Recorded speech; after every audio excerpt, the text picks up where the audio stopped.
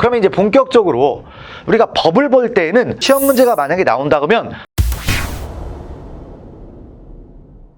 대부분의 내용은 뭡니까? 현행 법조문을 가지고 내는 겁니다. 그래서 이 경비업법, 그다음에 청원경찰법의 법 내용을 꼼꼼하게 이제 봐야 된다, 안 봐야 된다? 봐야 되는 거죠. 그래서 이제 법 조문들을 정확하게 보는 겁니다. 그럼 여러분들이 이제 앞으로 법 공부를 할 때 있어서 조문들에 대한 공부는 어떻게 하는 거냐면 이 법 조문은 쓰여 있는 대로 학습하는 게 되게 중요합니다. 왜냐하면 법 조문은 모든 어떤 사회 현상들을 하나의 단어를 통해서 규율을 하려고 하다 보니까 법 용어 자체가 상당히 엄격하게 써 있어요. 그리고 국민의 자유와 권리를 제한하는 그런 법이다 보니까 좀 명확하게 써줘야 됩니다. 이제 그런 것들이 있다 보니까 시험 문제를 낼 때는 결국엔 이 조문들을 비틀어서 시험 문제를 내는 겁니다. 그러면 결국엔 뭐예요? 여러분들이 명확하게 조문이 어떻게 쓰여 있다는 것만 알고 있으면 문제에서 나오는 건 뻔하게 골라낼 수가 있겠죠. 이제 그런 것들이 등장한다라는 걸 파악을 하시면 될 것 같고요. 그래서 이제 쓰여 있는 대로 학습하는 게 되게 중요하다. 그래서 평소에 여러분들이 이제 공부를 할 때 어떻게 하는 게 중요한 거냐면 많이 읽어봐야 됩니다. 근데 많이 읽어볼 때 그냥 소설책 읽듯이 읽으면 법 공부는 나가는 겁니다.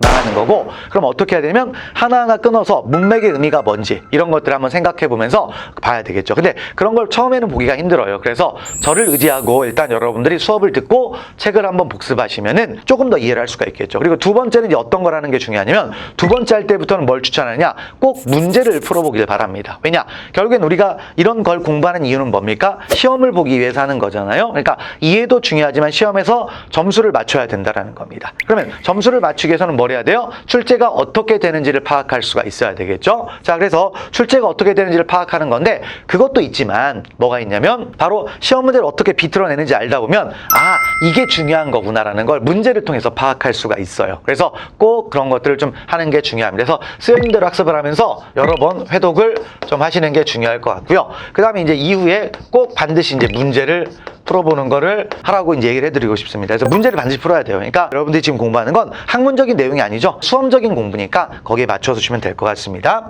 자, 그럼 이제 본격적으로 이제 한번 들어가 보도록 하죠. 그래서 경비업법 어떻게 돼 있느냐? 일단 우리 법조문을 항상 보면 앞에는 항상 뭐가 등장한다? 이 총칙이라는 말이 등장합니다.